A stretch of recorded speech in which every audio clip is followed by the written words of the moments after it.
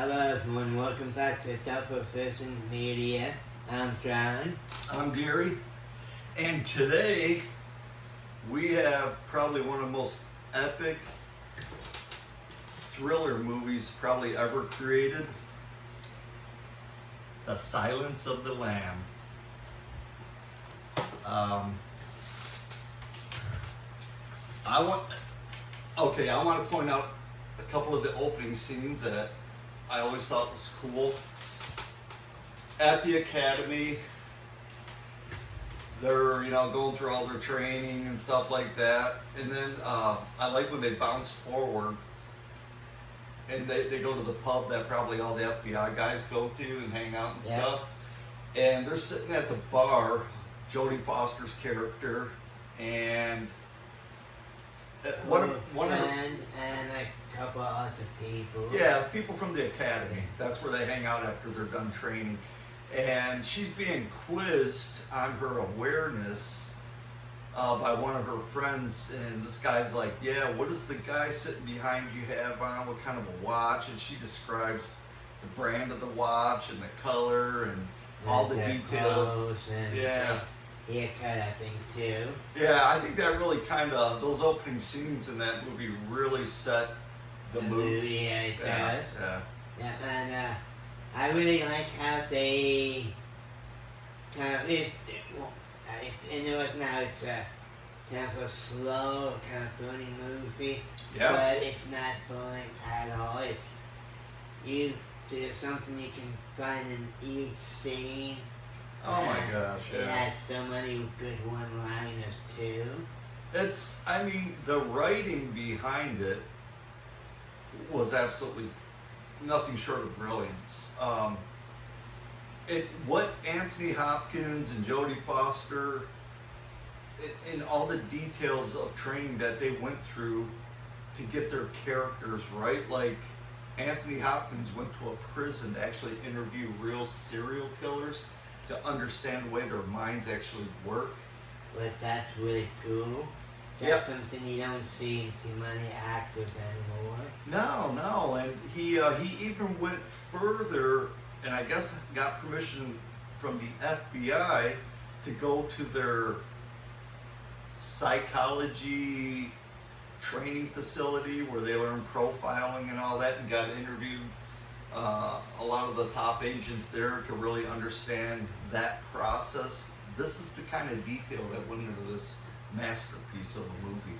And lots of actors back then used to kind of jump right in, do their homework, Improvise, do their research, and some of them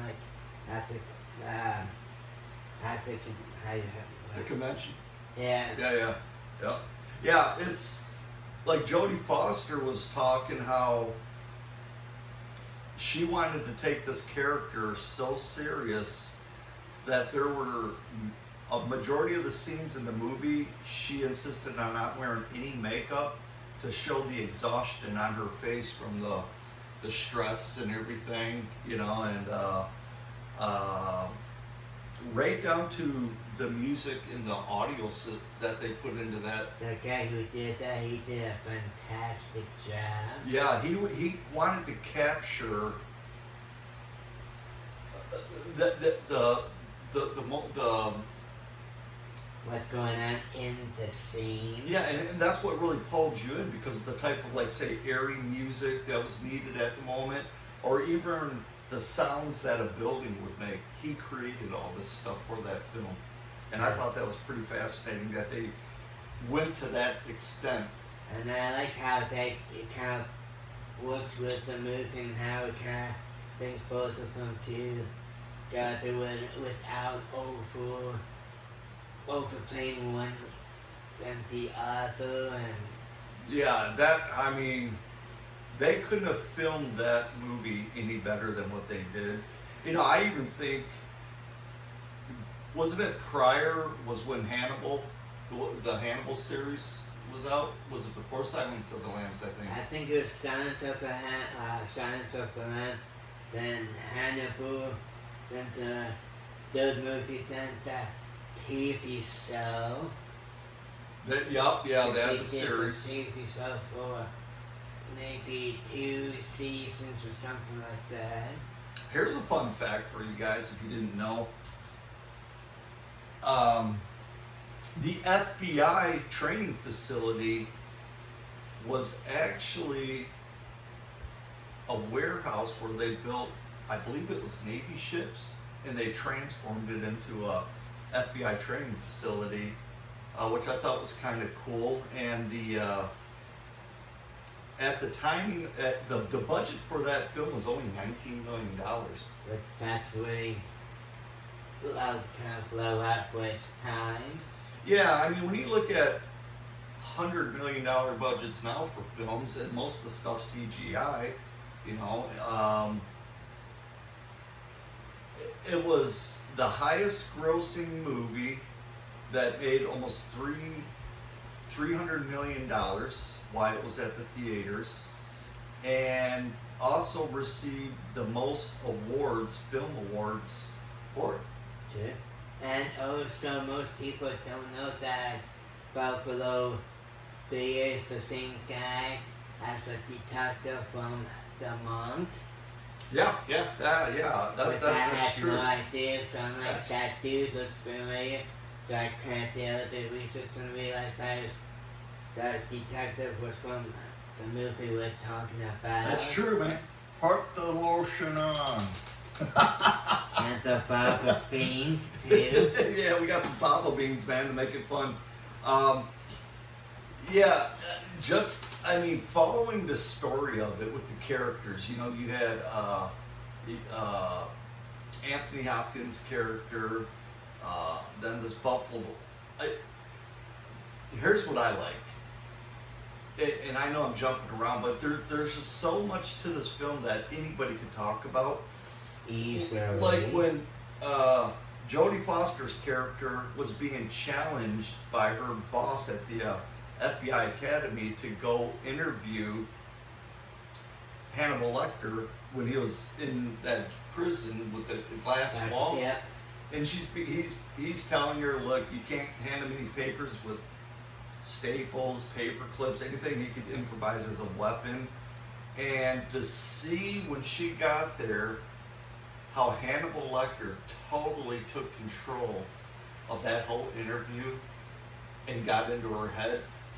And it was kind of interesting how they were kind of playing a cat and mouse game with each other. Yeah. And it's kind of interesting how she walked down to sound if you watch each person in that world was unique and how each one was disturbed.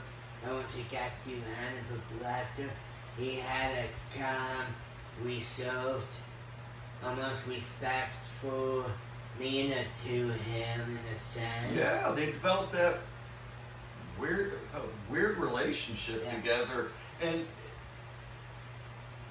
his character was so brilliant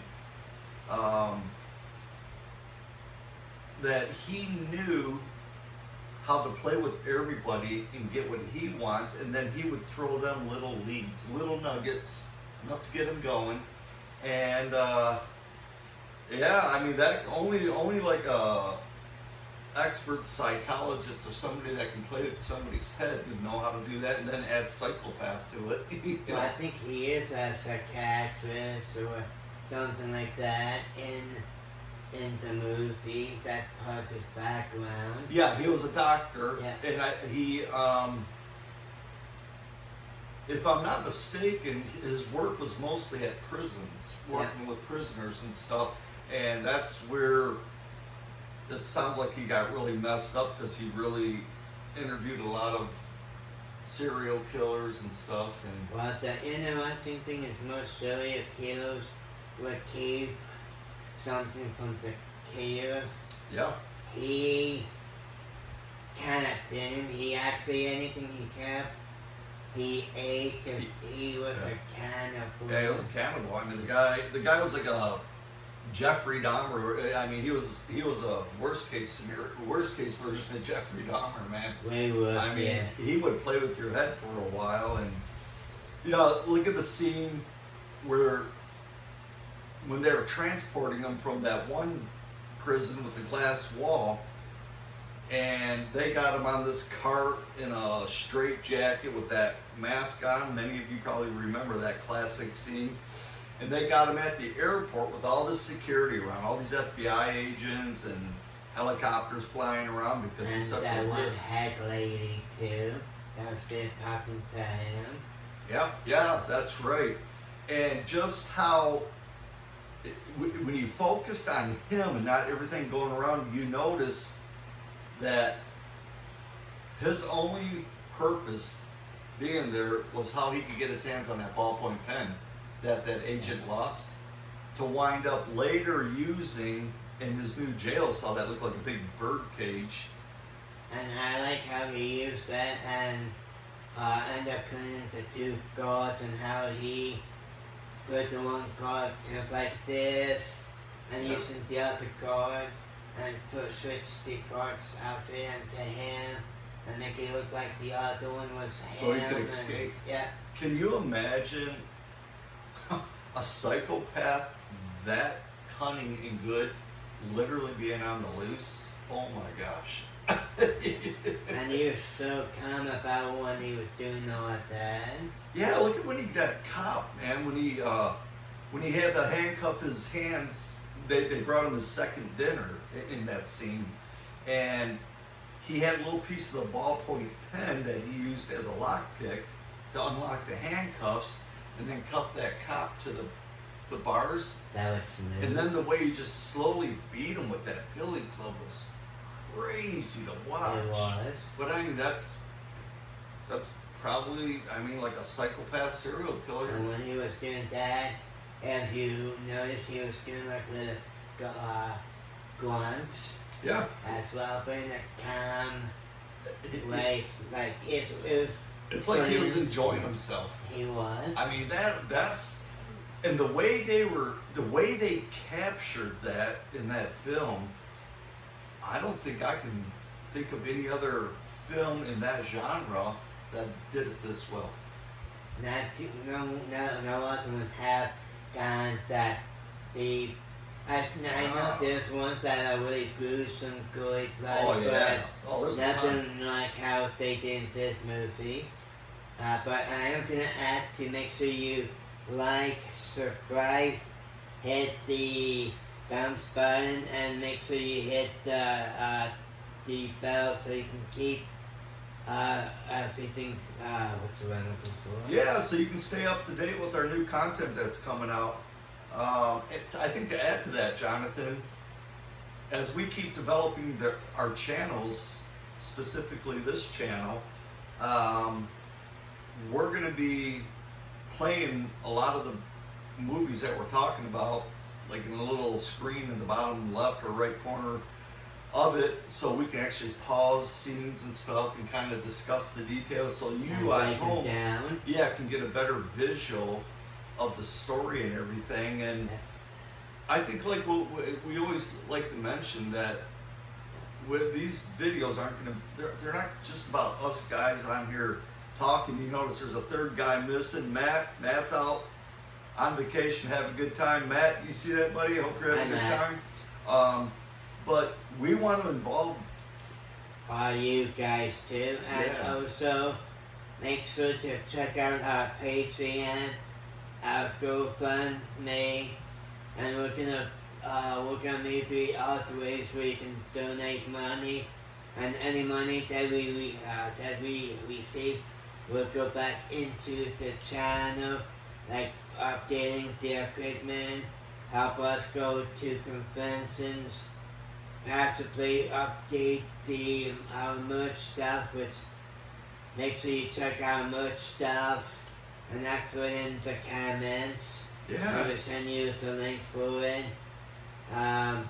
Any newcomers that's been joining us lately, welcome to the channel. Also, check out the Nerd Den, which we're trying to make a way where you can click through this video, as well as my personal channel would be the Movie Collector HQ. Yeah, and to add to what Jonathan was saying about money. I mean, we're not on here to try to get rich or anything, but we want, like he said, utilize a lot of these donations we get. Like down the road, we're going to be, once we start doing streaming on YouTube, we're gonna we're gonna have things where you guys will be able to win prizes like from our merch store, and so that'll help pay for that kind of stuff. Maybe end up winning a new hoodie or something with our logo on it. You know, we just want to make it really fun for everybody, and have everybody involved. And we're the types that we will respond to your messages. There's so many streamers out there, and I'm not trying to knock anybody, that they're just arrogant and they're too good to talk to their viewers, and that's not cool. We're not about that. And we do want to let you guys know again, the money would be used wisely, like for upgrading the cameras, making sure our computers up and running properly, going to conventions, the merch store. It's going to be used wisely, so any donations you guys can give us would be appreciated and be used correctly. Yeah, and you guys will see it too, because like right now we got this little table here. Eventually we're going to update it, get something a little bigger so we can put more fun stuff on when we shoot videos.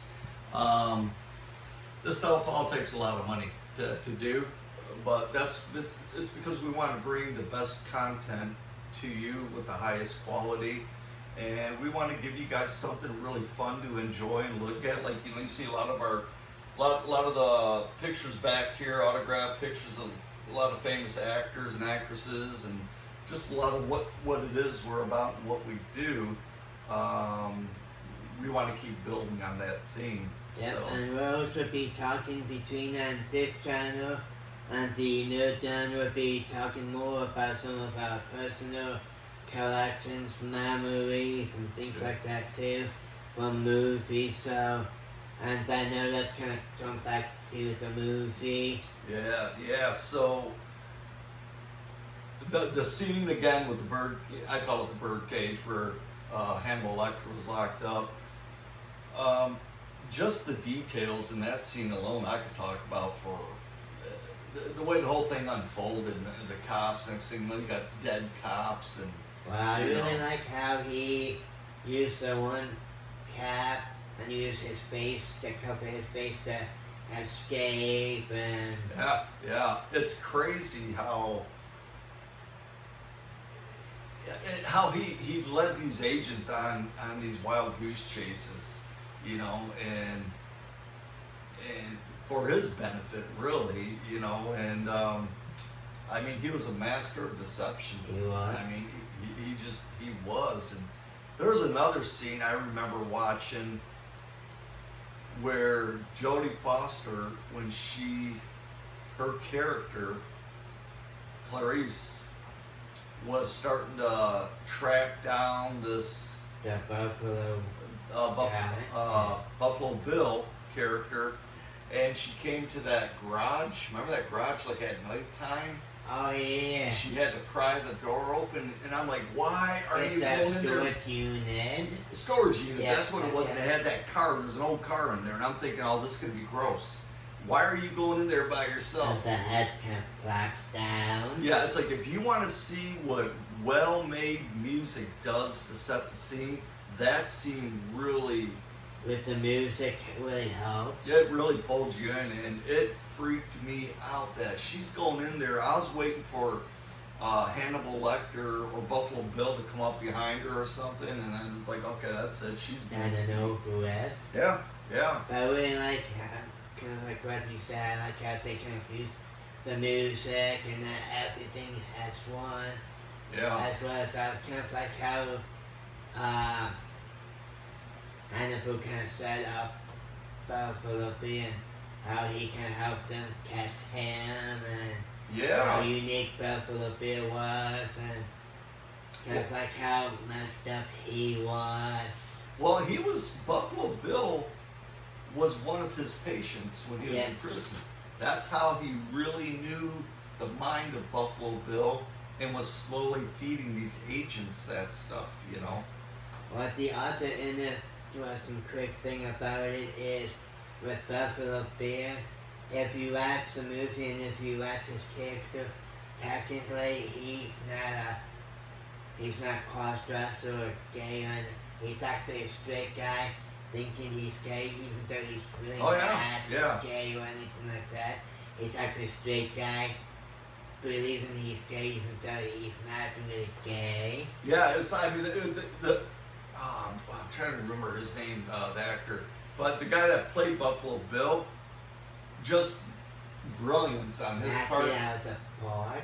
Yeah, and how he, you know, when he would get one of his victims and kill him, the first thing he'd do is look at their shirt size, what size clothes they wore, because he wanted certain size bodies.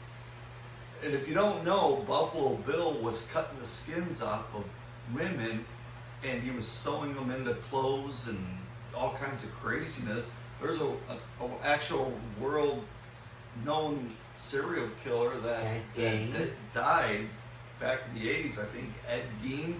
If you don't know about him, look him up. He was an interesting person. He did say he had lampshades made of human skin and a couch and lampshades and all of that. Yeah, and it kind of made me wonder before, is that where they got his character from, Buffalo Bill? Yeah. Yeah, that's what I kind of thought. They used him as well for Leatherface and a few other people. Yeah, yeah. They even used him for what's that movie where he killed his mom? Psycho. Yeah. Yeah, Psycho. Yeah. That's another one. That's a classic we're going to talk about on here one day. I'm going to get that Blu-ray. Yes. Hey,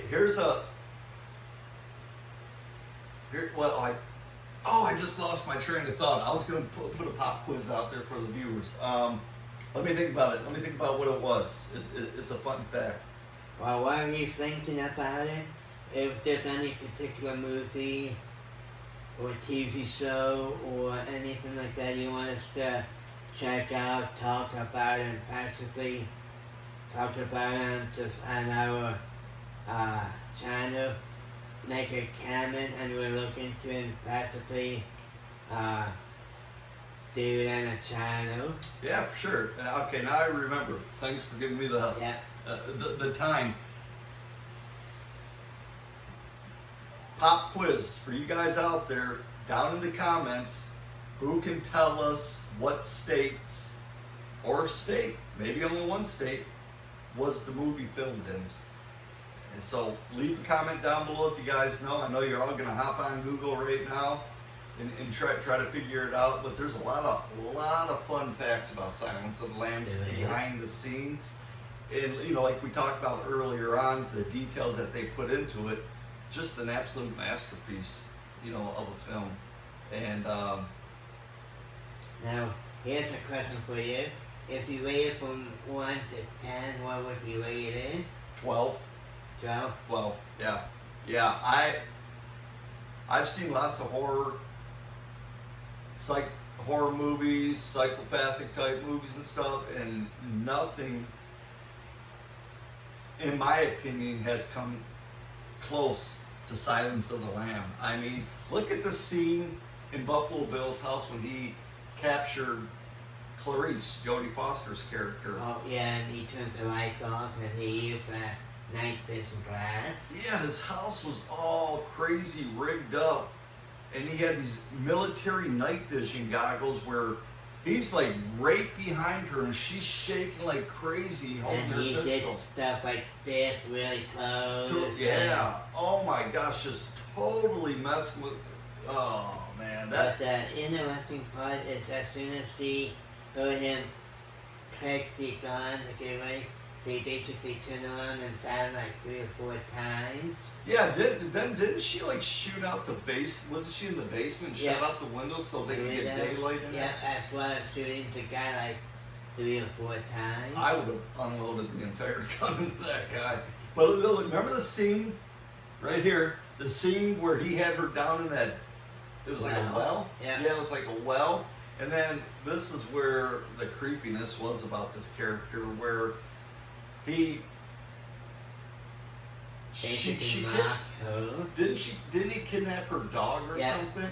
The And dog's name was Princess. yeah, and he told Clarice down in the well, he lowered down in a basket, I think it was a bottle of lotion, skin lotion. Actually, Clarice wasn't in the. No, it wasn't Clarice. It was the other girl. Yeah, that's right. It The wasn't one Clarice. he kidnapped. Yeah, that he kidnapped Yeah. because he wanted to make clothes out of Yeah. her skin. That's right. I got my head all screwed up with that scene, and he wanted her skin to be conditioned, like moistened and all that. That's why you have the lotion in a basket. Yeah, but I'm curious. What were some of your favorite scenes in that movie? Put it in the comments below. I'd like to hear what you guys like about the movie. Or Me too. if you never even seen it, if you didn't, it's on DVD, it's on all kinds of streaming networks and stuff. You gotta watch it. Just don't watch it if you got little children. I wouldn't Yes. recommend it. And for me, on a scale from 1 to 10, I would rate it as a 10. One of my favorite scenes is, well, two scenes. It's where the lady has the dog and basically threatening Buffalo Bear to let her go. The other one is where Buffalo Bear basically saying put the lotion in the basket. It got to the point where he actually had to say, put the effing lotion in the basket or else. Yeah, he was losing his patience. Yeah. Yeah, and then he's playing that weird music where he was naked and just being a weirdo. And I thought you do that at home. I don't even sing in the shower, guys. I don't even sing in the shower. My dog would probably howl if he heard me singing that. I'm sure your dog would. Yeah, he probably would. It's the suspense. If you've never seen it, I can almost guarantee you, halfway into that movie, you will be on the edge of your seat. It does it to you. It's an awesome thriller. I highly recommend it for anyone. Especially if you're getting ready to dive into the thriller movie. That's one of the ones I would recommend to start into. Here's a true fact on how well detailed this movie was. Didn't you tell me one of your family members, their psychology teacher in school wanted them to watch The Silence of the Lamb? Yeah, it was my niece. She went to she's learning to be a psychiatrist, and one of the things that the teacher wanted them to do was to watch this movie so they can learn from it, which I think that's really fascinating. I mean, so it tells you on how well done the movie was when you have real psychologists, not actors, real psychologists that have obviously watched it and saying, this is the real deal, this is what they're really like. Yeah, and using it as a template for the weird thing. I mean, these movies are being watched by college students because their professors are wanting them to watch it and do reports on it. That's just, I mean, that's it. Is there any other movies out there that powerfully made where doctors or lawyers or whatever would actually utilize it? Many. I mean, if any of you guys know any other movies out there, Please let us know. let us know in the comments down below, because I find that fascinating that it's made so well. Me too. It's actually become like a study thing for students in the medical field, you know. Me too. Yeah, it's just everything about it, man. I'm curious to see what the comments are about Me too. It's gonna be fun. the film locations. Yeah, we're gonna respond too. And tell us what your favorite scene is if you've seen it, and tell us, let us know what you rated from 1 to 10, and Yeah, what's for your sure. favorite line, and this is the, I'm trying to think.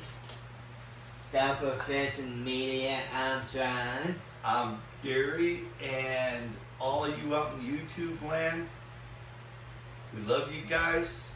Thank you for subscribing, liking, and giving it a thumbs up, big and time. doing the bell notification too, so you know when the next new one is up and playing.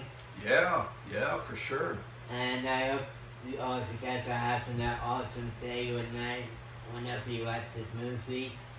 Take it easy and take it any way you can. Yeah, enjoy it, man. I mean, one last thing I want to say.